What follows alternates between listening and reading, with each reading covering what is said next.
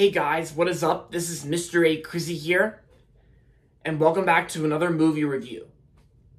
In today's movie review, I'm going to be doing a movie review on this new biopic film, which just came out yesterday. And of course, me, my dad, and Uncle Charles just got back from seeing this movie at Cinemark. And this review is on Back to Black. These are tickets to the movie, Back to Black. And Back to Black is the new biopic film about Amy Winehouse. And in this movie, singer Amy Winehouse's relationship with Blake Fielder Civil inspires her to write and record the groundbreaking album Back to Black. And throughout most of the movie, we get like Amy Winehouse like performing her songs and going through like rough situations and struggles with her addiction of alcohol and all that. So yeah, and of course, if you know the whole story behind Amy Winehouse, then you guys know what happened. So you guys know the story. So before this movie came out, A24 made a documentary film about Amy Winehouse called Amy, which was released in 2015. And I actually just watched that on Max last night. And the documentary itself, it was a great documentary film from A24, and I would rate that 5 out of 5 stars, like a perfect score. And when I first saw a preview for this movie, Back to Black, like a full Amy Winehouse biopic film, this was actually one of the previews I got when I saw Lisa Frankenstein by myself, like back in February.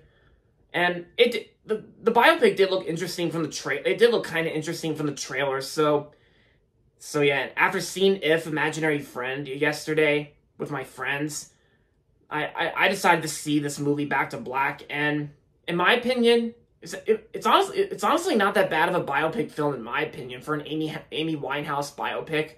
And of course, my mom knows most of her songs, including that Rehab, that song about rehab, and it's like Rehab, no, no, no. Like some of you guys may know what song am I talking about. And of course, her best known album, Back to Black.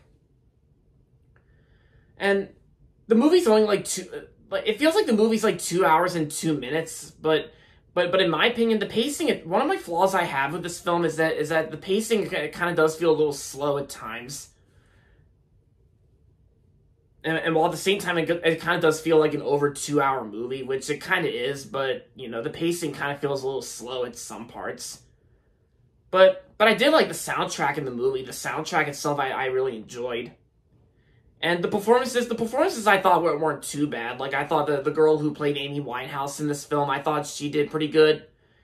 And Sam Taylor Johnson, who directed this film, her direction was not that bad. And the screenplay itself was hit or miss. But it actually wasn't that bad, I guess.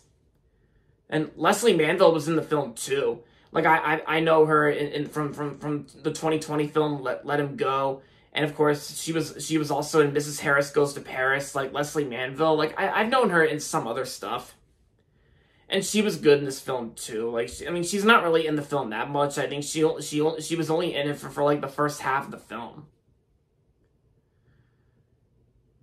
And while this movie is like not as good as the A24 documentary film, I will say at least it's as decent as Bob Marley One Love, which I went and saw with my parents on Valentine's Day.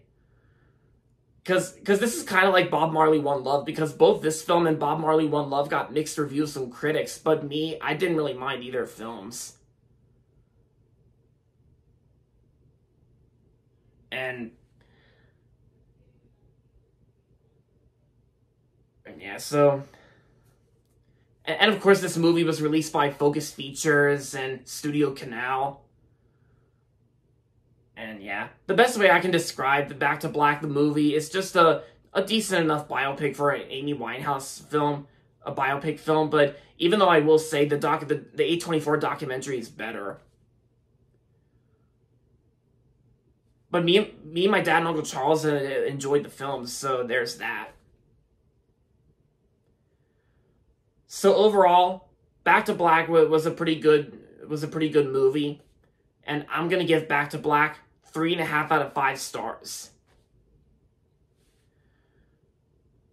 So yeah, if you love Amy Winehouse's music, even if you love her work, then I say this is probably a decent enough film to check out. Even if you don't get a chance to see this movie in theaters, then most of you guys out there will probably have to wait till streaming, like wait till it comes out on digital. But it was pretty cool seeing it in theaters. So yeah, our experience turned out to be pretty good. Like, not too bad. So yeah, Back to Black. I kind of do recommend it to Amy Winehouse fans out there, but I recommend the A24 documentary film more. And there you have it. Alright guys, so that's going to be it for this review on Back to Black. And that's going to be it for this video, so make sure to give this video a thumbs up and subscribe to my channel if you haven't yet.